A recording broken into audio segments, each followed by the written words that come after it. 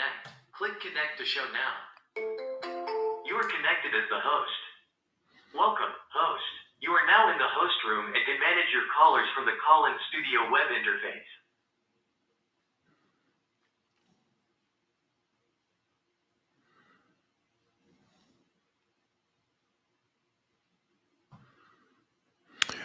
Hello, everybody. It's Mark Wallace, your host and facilitator. I am here with you. We had some technical difficulties on getting up, and I'm so sorry, but we are here. And certainly we are on every Monday night here on intellectualradio.com, Instagram, Facebook, and on YouTube. So I hope that you all are tuning in with us, joining us now for the next hour and 15 minutes. We will be able to cover quite a bit, and there is quite a bit for us to cover. I had it all mapped out as to what we were going to be talking about. Of course, we want to talk about the first 100 days of this administration, and I do want to talk about that. But I want to really talk about what is at stake and what their attempts are at destroying not only the democracy that we currently have, but really trying to become the dictator that they would like to be and to set that up for them, for us to have an autocracy. But in the process of doing that, all of this destruction that is happening, but what is so disturbing that in these first 100 days that this person has been in office, which is a little more than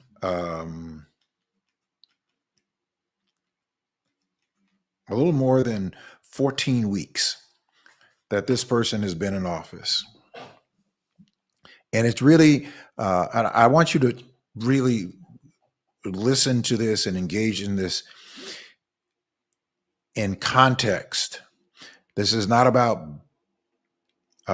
badgering, or it's not about trying to belittle. This person is doing a wonderful job on their own at diminishing themselves and exposing who they actually are, exposing their level of incompetence, exposing their level of ignorance, exposing their level of lack of character, exposing their level of meanness, period. I am not so sure that this person is as ignorant of how government actually works, rather than their disdain for having to follow a process for which was established more than 250 years ago, that has been in the makings of much negotiation and collaboration and debate to bring it to where it is today. It is much further progressed today than where it was back then. We were not included in what was established then, those constitutional protections. We were not included in that in the Black community. But today, we are included in those constitutional protections. And he is trying to erode as many of those constitutional protections as possible. To this point, the courts have held, and the courts have been that great wall to stand in as our last defense. And of course, Congress should have been our defense, which are our representatives. But we see that Congress has been complicit and up to now has enabled what has been going on with the interruption and the destruction, to which level we do not know, but we do know that there is damage. How long that damage is going to be, how severe that damage is, we don't know the level of the damage. But we could rest assured that there are going to be people who are going to suffer that are American citizens that have worked hard, have abided by the law, who have put their time in their various respective jobs. Many of them have worked very labor intense jobs that didn't really pay a lot of money, but they were able to manage and they were able to make it to the point that they could actually retire and have the protections and the provisions of what they paid into, which is the American pension. That is called Social Security. And now that has been interrupted by one person because they don't believe in our systems. And that is Elon Musk and the group that he supports, 2025, Project 2025, that is Russell Vought, who is the master author and the lead author of that 982 page manifesto that they are trying to put into effect. Mind you, they're trying to institutionalize them. I don't want any of us to operate in fear or to even move in fear. We have to be intentional about what it is that is happening. Now, we, the American public, and in the Black community, there have been protests that have been going on all around the country. And the protests have largely been by people from the white community, as well that it should be, because most of the Black community, 92% of Black women or better, voted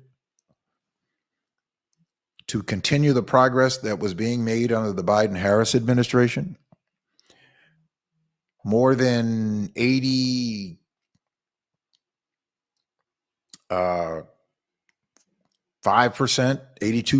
of Black men voted for us to continue the progress that was being made under the Biden-Harris administration. There were some people who were completely misinformed or didn't want to be informed or didn't want to accept the truth about what has been provided under the Biden-Harris administration and what that work would have continued. We would have continued to work, continue to collaborate, continue to debate, but not blow up our systems in the process of making progress. But there were those who decided that this, what we have right now, that this, what's happening right now, they decided that this was better. I don't buy nor accept anybody's remorse that I didn't vote for this. Yes, you did. They told you exactly what they were going to do. They wrote it down and it was put out 18 months prior to the election. as to what they were going to do. They told you precisely what they were going to do, and they are attempting to do it. They are attempting to do it, and in the process, they are hurting people. They got you distracted, had you looking at migrants as though migrants were the enemy of this country and the enemy of yours, and they were not. That somehow the migrants were going to prevent you or people from our communities from making progress or being able to provide for themselves. They did not. To having you to think that we were spending more money on migrants than we were actually spending on American citizens. We did not.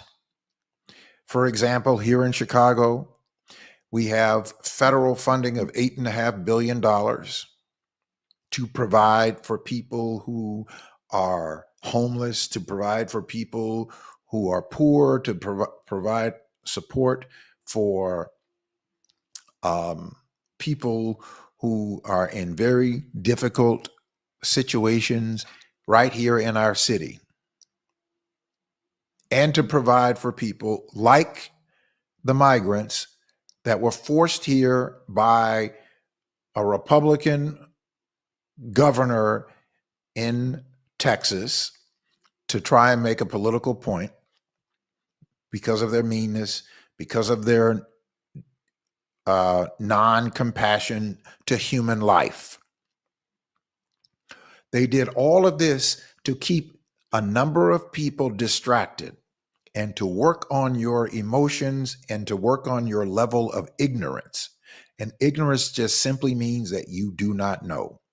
And you accepted what people who do not care anything about your welfare as being truth and rejected people who look like you and people who care about your communities and our communities. You rejected the factual information that many of us provided to you so that you could be proficiently informed, but you rejected that because of a number of reasons, and whatever they were, whatever your reasons were. None of them are justifiable. It is justifiable for us to not be satisfied with where things are in certain areas. But it is not justifiable for us to have supported evil as though it was a better alternative. That could only be supported by and summed up to complete being misguided, being misinformed, not willing to accept the truth. Because we are headed for some difficult times. And people who are working people, certainly the poor, are going to pay the highest price and going to suffer the most. Wealthy people are not going to suffer. It is going to be the poor who are going to suffer the more. The people who need the most help and support are going to be the people who are going to bear the greatest brunt of the actions that are trying and attempted to be inflicted by this administration. Now, almost 100 days into this administration's presidency, you just had three Republicans now that are speaking up and having something to say, now. And the only reason that they're doing it now is not because they have grown a conscience, not because they are people of integrity, not because they're people of character, and not because they're people of courage. They are speaking up now because they know that what they had hoped not to come is on the way. Now, I am not someone who buys into polls. I am not someone who places a lot of emphasis on polls. But the polls are showing that there is a growing frustration and a growing distrust. Now, of the people who voted for the destruction, you voted for it.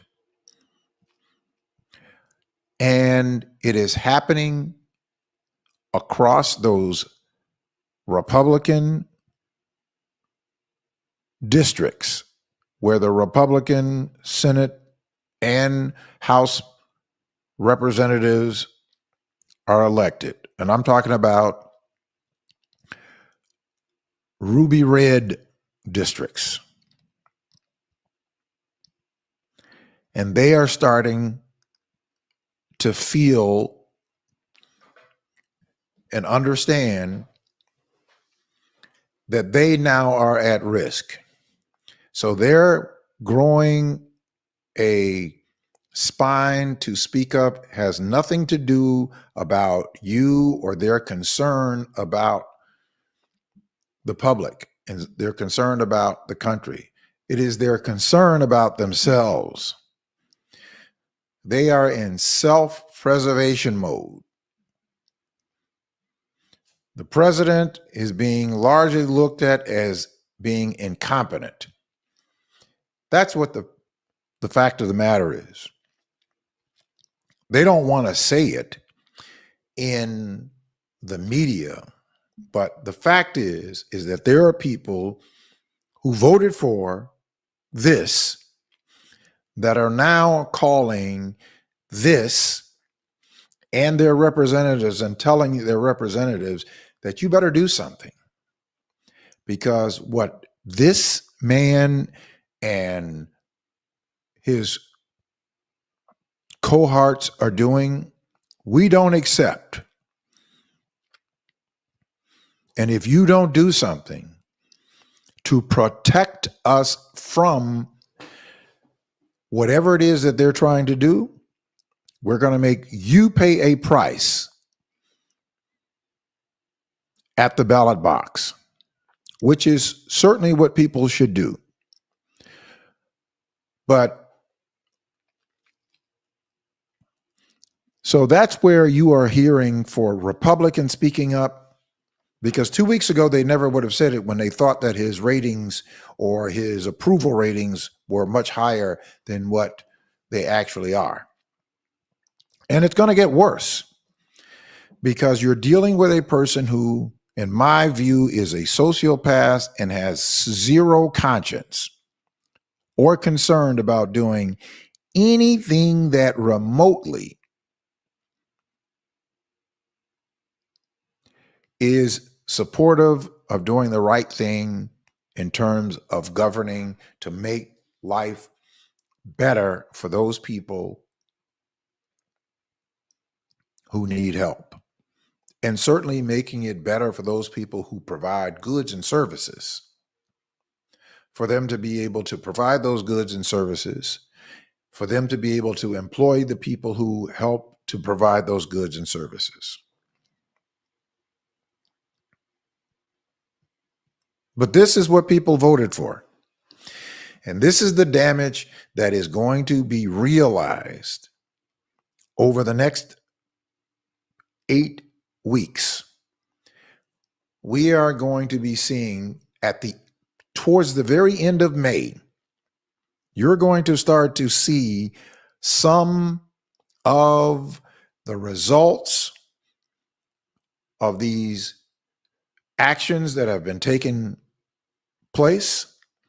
and that have been taken under the disguise of efficientizing our government. There is nobody that is opposed to efficientizing and making things work better.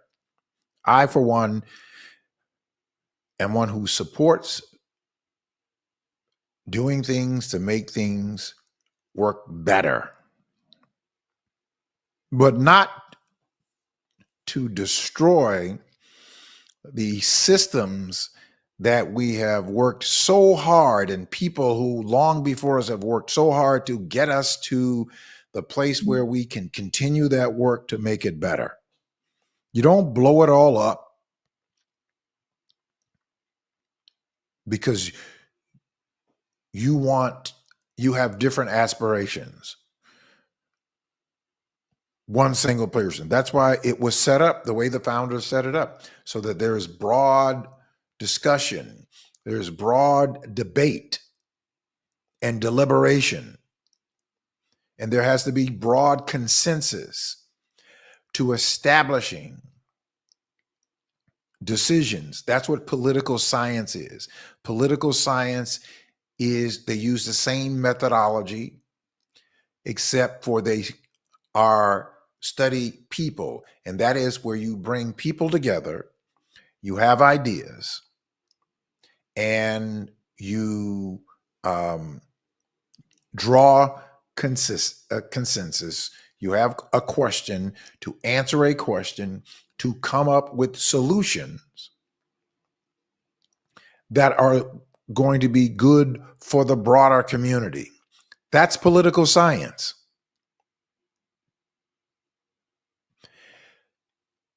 That's the way that the founders set it up. That's why we have three branches of government, three co-equal branches of government that are supposed to be in place to check the other. We have the executive, which is the presidency that proposes. We have the legislative, which is our Congress, which is made up of the House of Representatives, 435 members, and 100 members within the Senate. That's our Congress. That's our legislative body.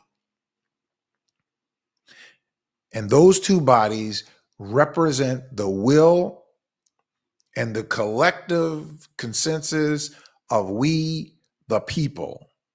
And we send them to vote on policies that represent the consensus of a broader collective.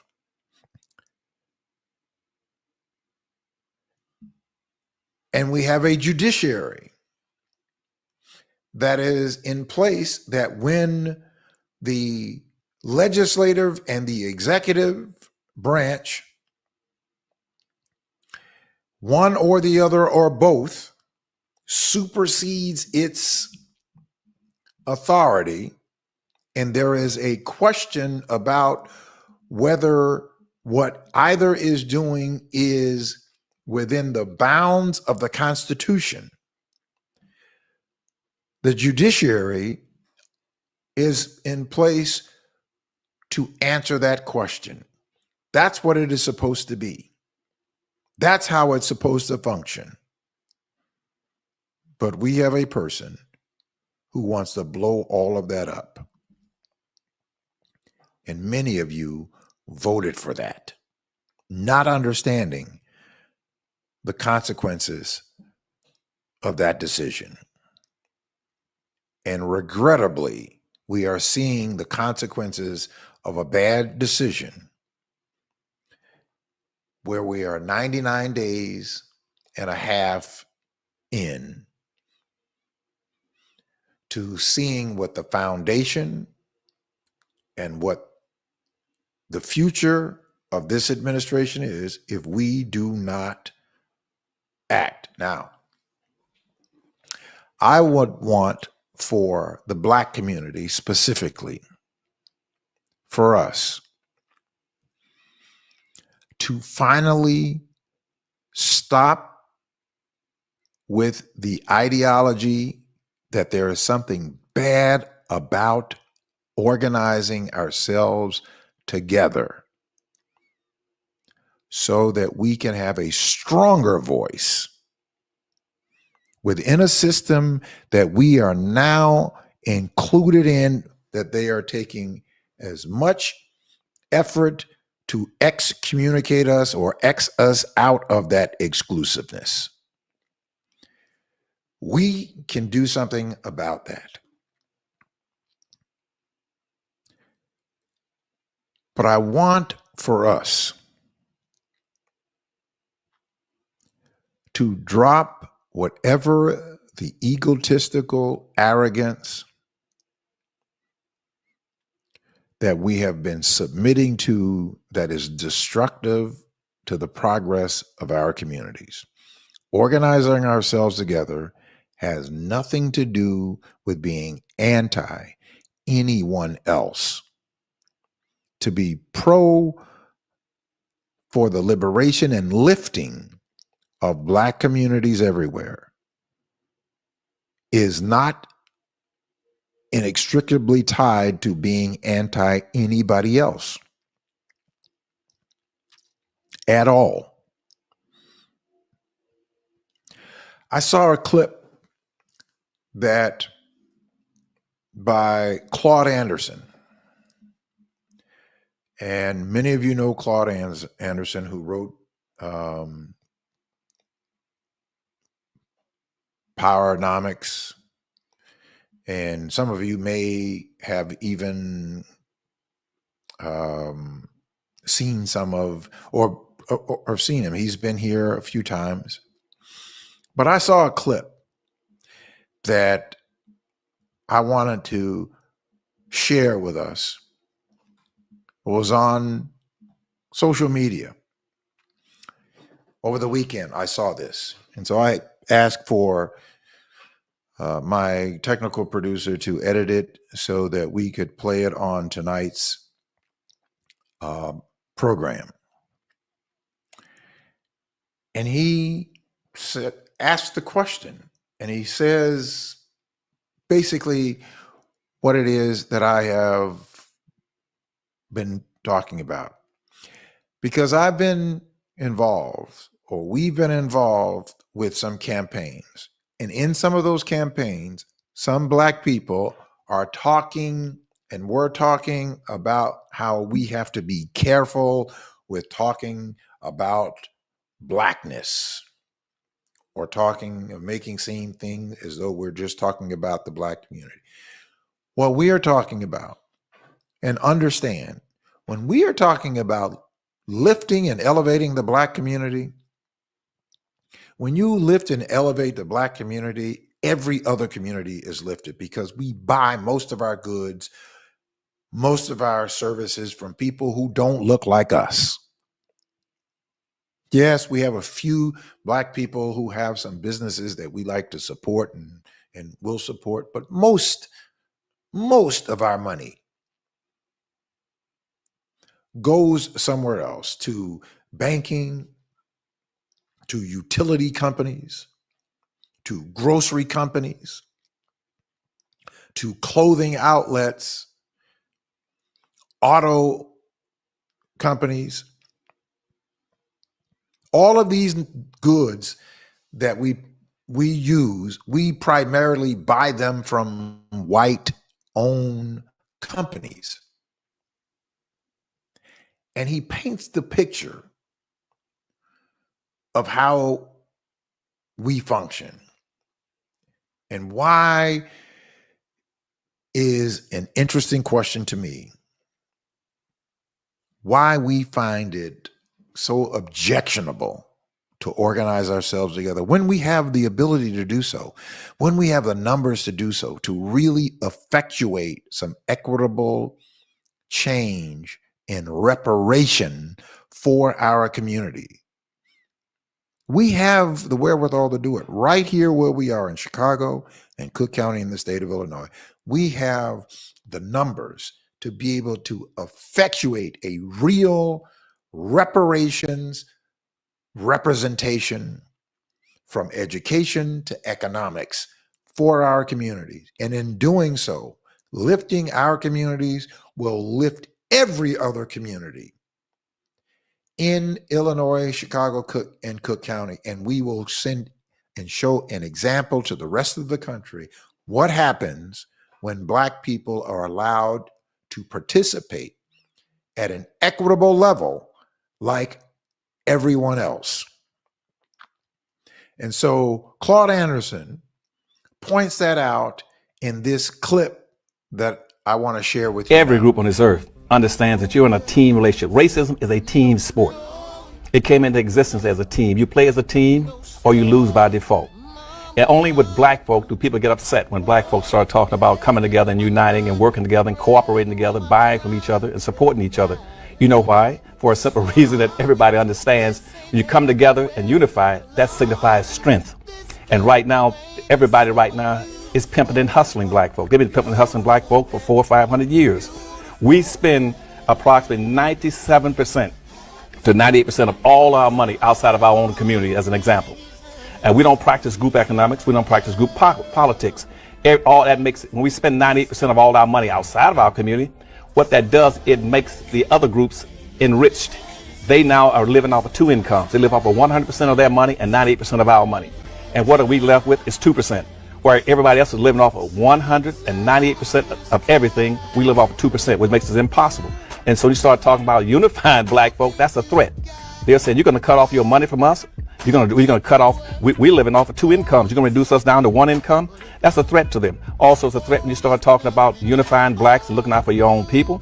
That means political possibility of uniting as a political force in this country, which nobody wants to see. That's a threat because all the rest of the people in society are living privileged lifestyles based on what they came in here and got as immigrants. Black folk never had those lifestyles. So, yes, it's a threat to them.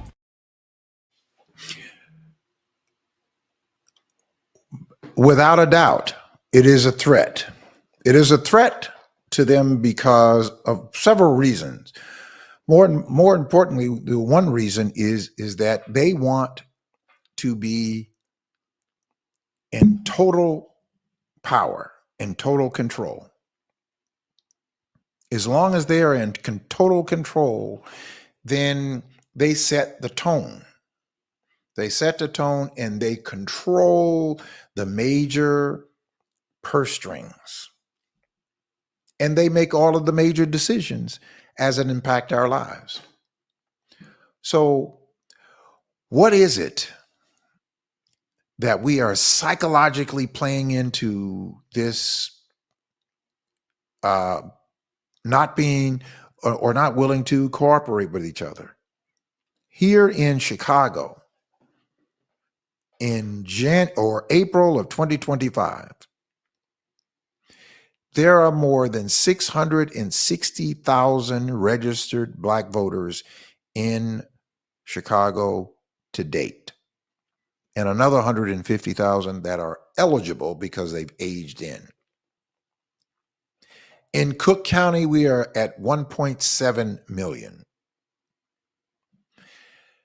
of Black registered voters in the city of Chicago and in the suburbs, in the southern suburbs and the western suburbs.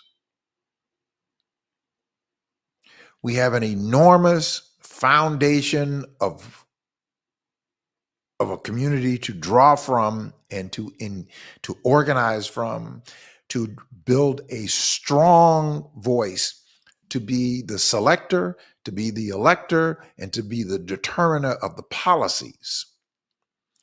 How does that happen? Is when you practice, as he said, group economics and group politics.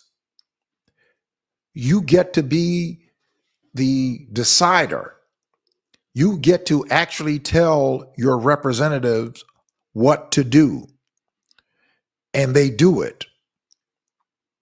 But if you're not in the position to show, number one, to decide who the representative is going to be, meaning that you decide who the candidate is going to be, and then you have the infrastructure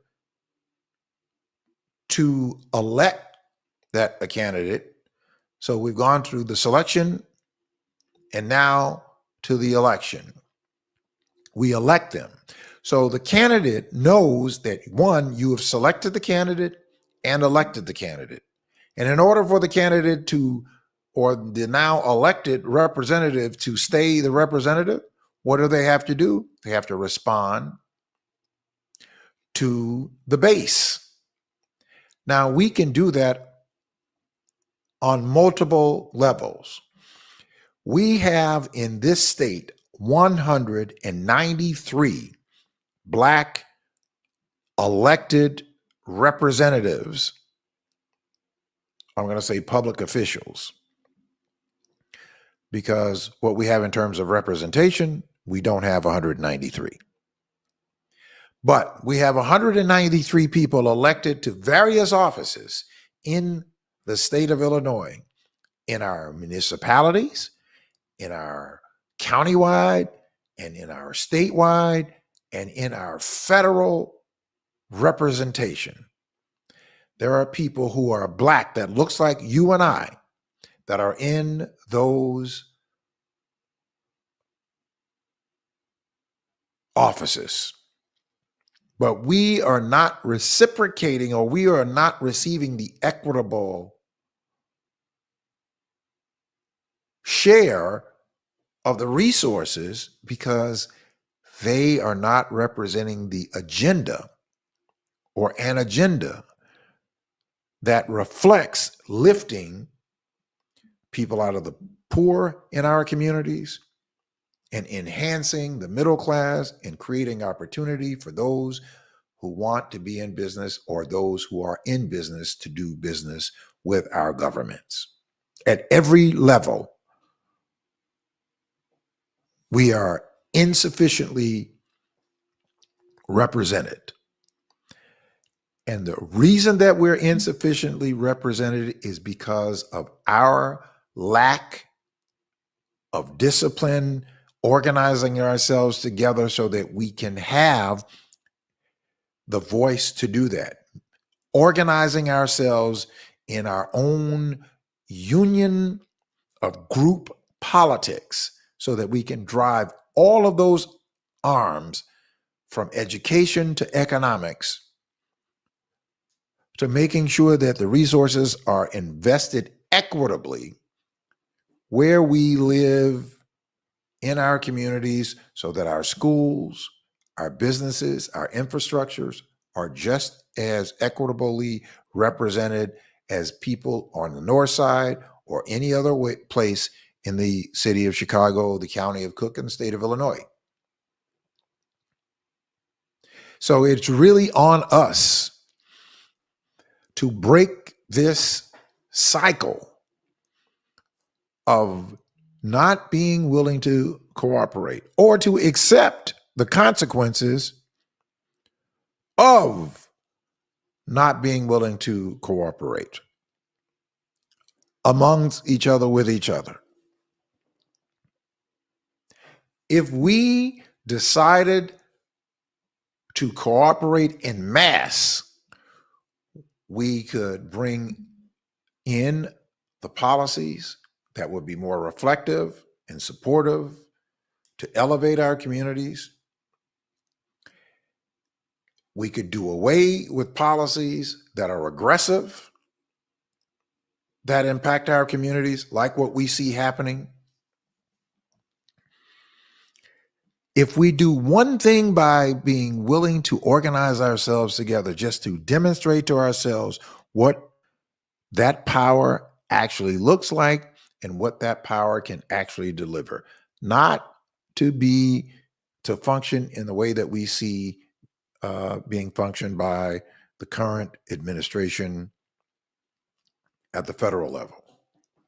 Now, here in Chicago, to the State House, to Congress, we have people in these positions, which are very key positions in terms of setting policy and distributing resources.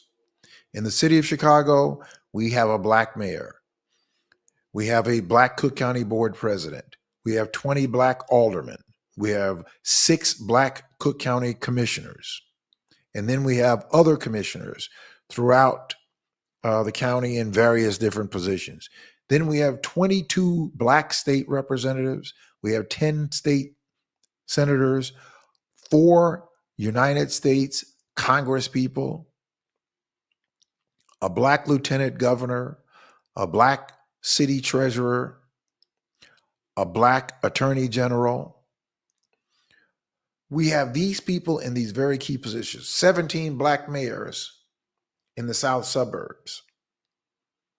So we have these people in these positions and a host of other elected officials in different villages, in suburbs.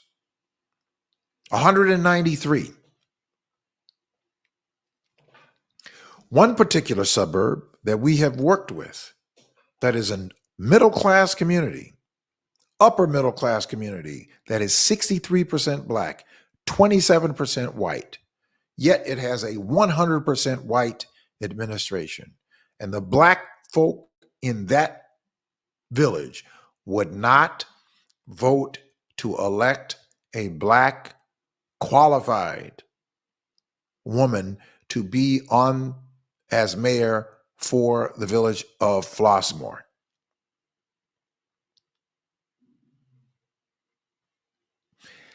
That kind of pathology,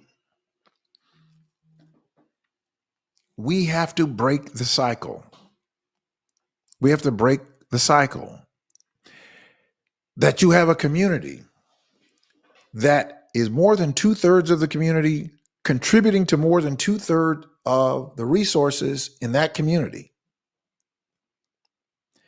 And more than 2/3 of the community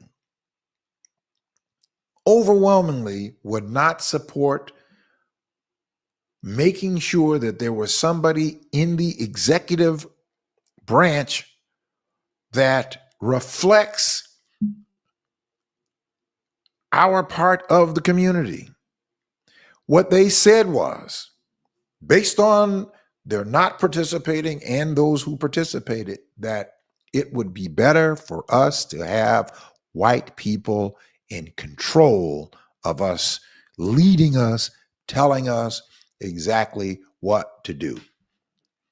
That's what 63%, whether they voted or not, said in Flossmoor. So 63% said to the 27%, you lead us. You tell us what to do.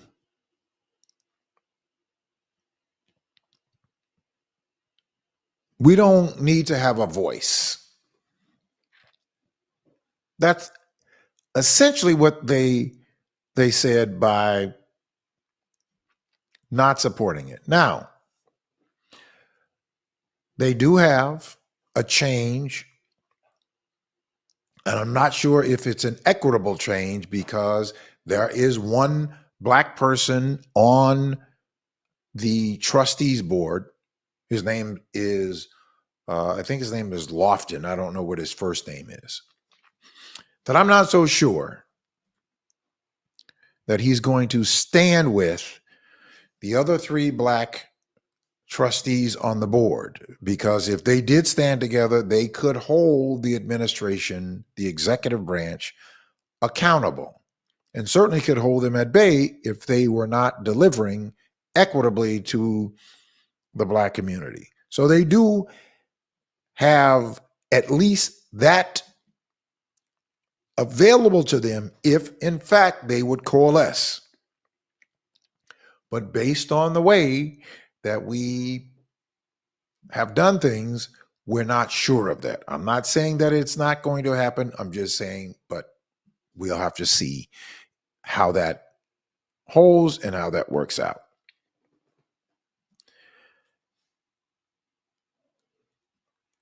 I hope, I'm encouraging us to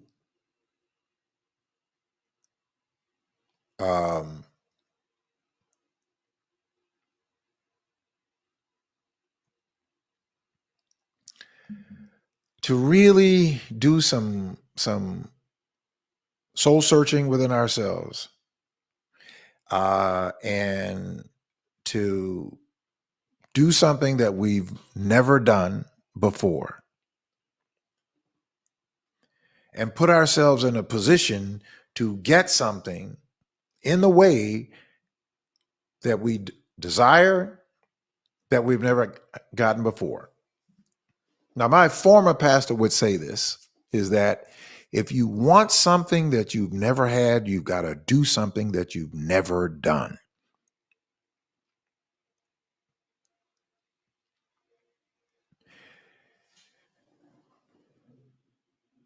You have to change.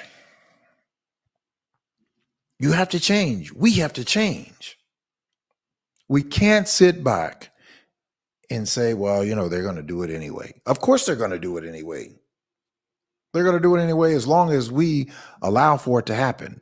And if we don't change and we don't do something differently, they will. I'm going to go through something with you all. You probably have never heard of them,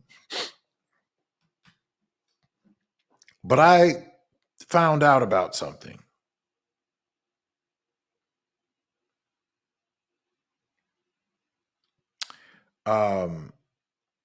There is a right-wing, I'm told that when you go into this meeting, it seems as though you are in a KKK meeting. Now, this came to me by a white person who infiltrated to go into one of these meetings. And there is a group, and they call themselves I'm bringing it up here. They call themselves the Convention of States Action. The Convention of State Action. It is said that there are about 5 million people who are a part of this pseudo super right-wing extremist group that are organizing to get states to change the Constitution. They are organizing, and they continue to organize. You have the American Legislative Exchange Commission. That group travels around, and they bring people who are already in legislative offices. They bring them in, and they literally give them bills that they have drafted. They give them bills to go back to sponsor in their respective legislative branches of government to represent their interest and their platforms. Where is our organizing? Where is our organizing when we have the opportunity, which we have, and when we have the access or the resources? We have right here where we are. We have the ability to build the greatest Black independent voting bloc that will be the model for the rest of the country, and to institutionalize it beyond any personality, but to institutionalize it and to be an example of what we could do to really make progress for our community. And in doing so, we make progress for other communities, all of the communities. There is no such thing as Black people doing better and nobody else doing better. That only happens in reverse. That when white people do better And people who control the resources and people who control the banking and people who control the commodities, when they do better, they do better. We don't necessarily do better when they do better. When we do better, everybody does better. Why? Because they control and own most of it. You heard what Claude Anderson said. I'd play it again for you.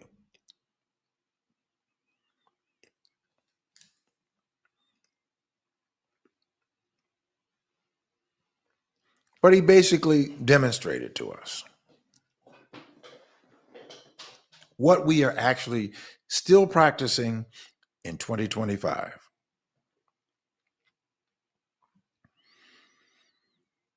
And for some reason, in 2025, we are still practicing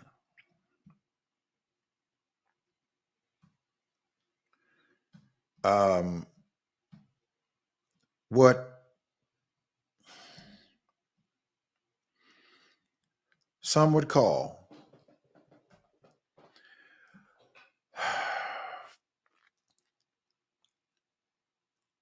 the ravages of slavery that we're practicing and using the oppressor's model for our own liberation. And we are, not to some degree, but we are. And we have to acknowledge that we engage in this, whether it be consciously or conscious, but we certainly have to acknowledge that that's what's happening. Because I asked the question, and I continue to ask the question, when we have 1.7 million registered Black voters in all of Chicago and Cook County, and it is Chicago and Cook County that largely determines every major office of representation in Illinois. It determines who the governor is. It certainly determines who the mayor is. It determines who the Cook County Board president is in these major areas. And then, of course, when you go throughout many of the other villages where we are, our vote determines that. It determines who the representation is. The problem is that we don't have control over making those determinations because we haven't organized ourselves together, and we seem to this point, refuse to do it. And I can only think that we refuse to do it because we cannot see that we have that much power. And if you cannot see it, then line up with those who can see that could lead you to the path to be able to see.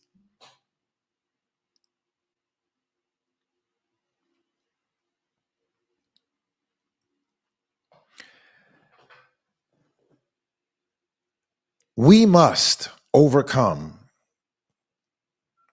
if we are going to put ourselves in a position to resist what is being attempted to taking away all of what our ancestors and our foreparents, our forefathers, our foremothers, all that they have worked and sacrificed for us to get to where we are today, that we're just going to allow for somebody to strip that away without using what they fought for us to have that we have, to organize ourselves in such a way that we can, and I mean we can resist with real outcomes. Now that's going to take people who have a positive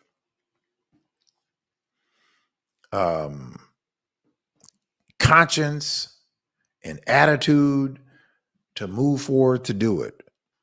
And if we organize ourselves together in those kinds of numbers, that we are talking about 100,000, 200,000, if we organize ourselves in those numbers without fail, you will see in yourself, and we will demonstrate to the rest of the diaspora of what organized Black political power actually looks like and how it actually will get the outcomes.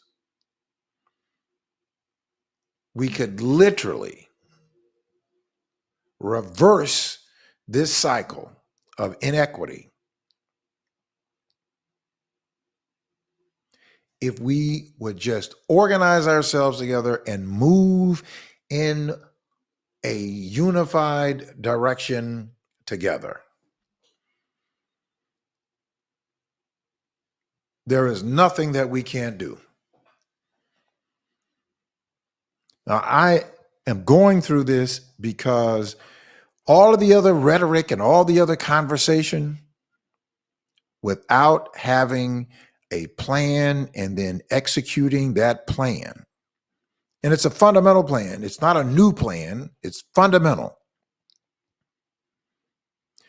Either we are saying to ourselves that we are okay with mediocrity and we are okay with people stripping away those gains that we have gotten little by little. They are just chipping away at them. They chipped away at the voting rights legislation. They're chipped away at affirmative action. They're chipping away at diversity, equity, and inclusion because they want to hurt and to disclude Black folk. But white women largely benefit from diversity, equity, and inclusion. But they will hurt their very own to ensure that people that they don't like gets hurt or does not make any gains. That's what they will do. That's precisely what you see happening with this administration, that they will definitely hurt their very own to ensure that people that they don't like, that they get locked out. That is precisely, that's what they call the empty pool syndrome. In the South, where the laws passed that they had to desegregate pools, rather than desegregating the pools, they closed the pools and filled them in with concrete so that nobody could swim in the pools. That same kind of practice is going on across the board. So if we really understand that and we want different, then we have to do different. If we don't do different, then the outcomes are going to be what the outcomes are. Some of us are going to be okay, very few, and you're going to have a whole lot of pain for people who are poor and the working poor. They're not going to have much opportunity, and they're going to keep eroding at our communities. But I really hope that this week, I hope that at our meeting, our organizing meeting of 10 by 10 to win, that we see a number at the meeting that says to us, we're ready to move forth and to organize ourselves and to demonstrate to ourselves, let's see what we and how we can do. And guess what? I'm talking about making something happen before the election. We got a great opportunity ahead of us. The United States Senator Dick Durbin just last week said that he is not running for re-election. We have the greatest opportunity to decide, to select and elect the next United States Senator from Illinois. We, the Black community, if we organize ourselves together and we make the selection, not the party, not some other political group, we make that determination. If we organize ourselves together and build our independent Black voting bloc and internally go through the process of selecting the candidate that we're going to put forth and get them on the ballot and get them elected. We have the ability, we have the resources to do it. The question is, do we really want it? Do we really want to have the power that we could have? I don't care about any of those other people who are telling you about, well, this is the way it's done in Chicago. It does not have to be. And that way has not worked out for the broader Black community. And what I am saying to the broader Black community, let us bring ourselves together in a large enough capacity, and we can make that determination. And we can make the determination the way of the Black community, not the way of Chicago. We can make a new Chicago way or a new Illinois way. We've got the opportunity right at our hands. Now, let me tell you, I've been seeing posts for Juliana Stratton, who is a lieutenant governor. Let me say to you, and also of the second congressional congressperson, Robin Kelly. They're now, posting these around as though this is the selection. I'm telling you that we need to select some new, fresh, visionary candidates to elect. Juliana Stratton and Robin Kelly are not it. They just are not, in my view. Now, that's just one person's view. This is the way that it works. When we bring ourselves together, we have our own internal process and selection. And that internal selection is that there may be people who will come forth that will be a part of the block that are interested in being candidates. We have our own internal election, and whoever gets the majority vote within the block becomes the candidate that the entire block supports. That's the function. That's the structure. That's how unions operate. And then in the broader election, then we go out and we campaign, we raise funds, and certainly we can contribute ourselves by a monthly assessment of $10 a month. With 200 or 300,000 people, 300,000 people at $10 a month is $3 million times 12 is 36 million. That we can pay for every supportive data analysis, legal, campaign, ads, and consultants, everything that we need to do to get the candidate that we selected elected to that office. That's the power that we have. But that power is sitting there because we won't connect the power. We won't connect it into the power so that we can function, so that we can actually effectuate what it is that we want to do. This is not hyperbole. This is not some pie in the sky. We have living, breathing people who look like you and I that are right here in this part of the region of the Midwest that doesn't exist in most places around the country, that we could actually effectuate this if, in fact, every one of us, whoever is watching this,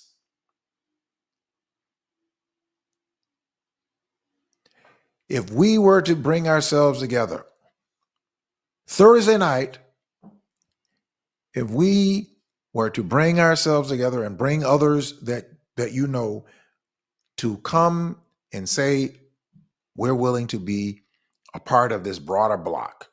And we're going to work to bring other people in so that we can grow this block as quickly as we possibly can so that we can make the decision in this year, 2025, by the end of this year,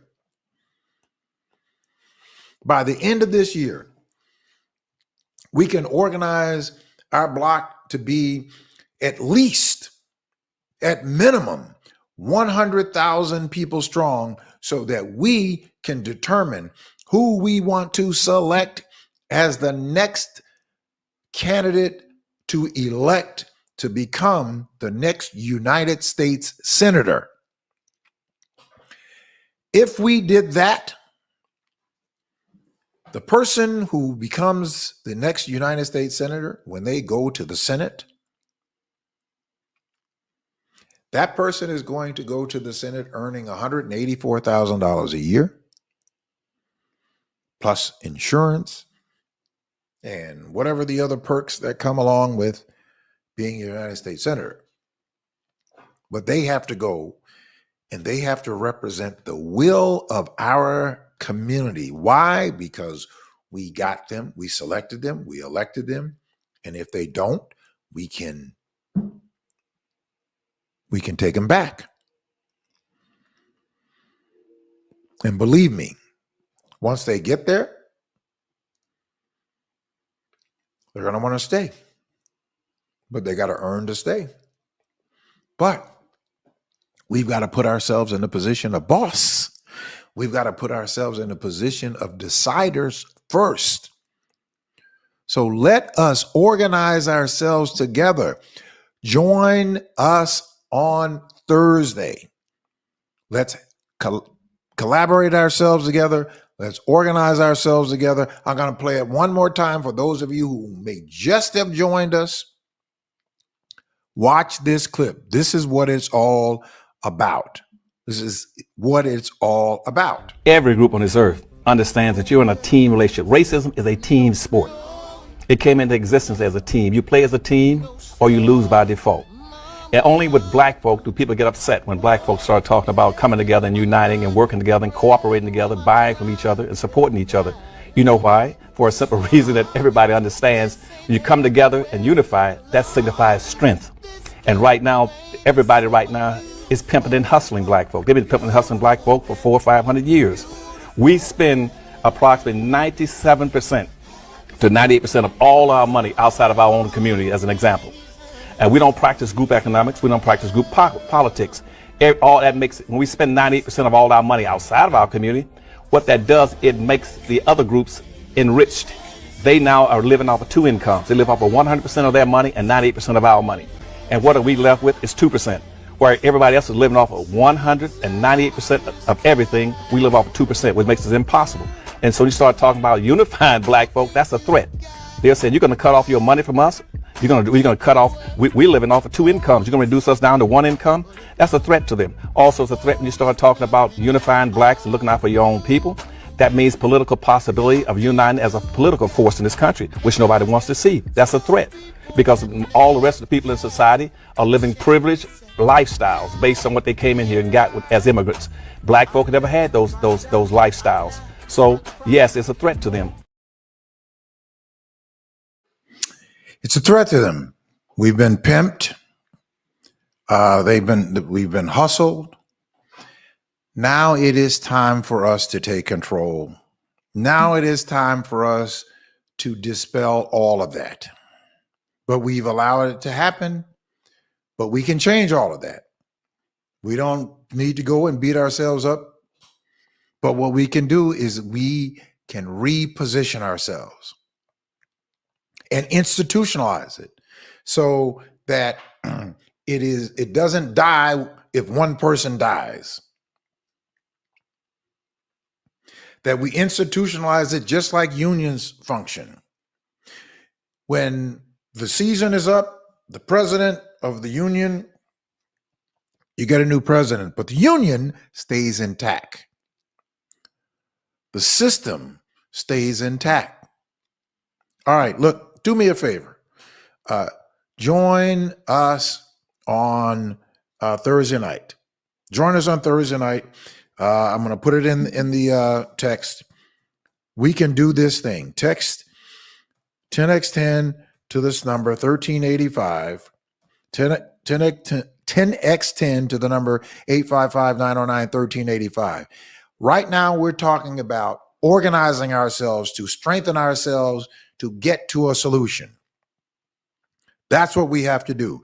All right, look, that's going to do it for tonight. I'm so sorry we had technical difficulties, but we may come back and do another live this week, and I will certainly post it and let you know.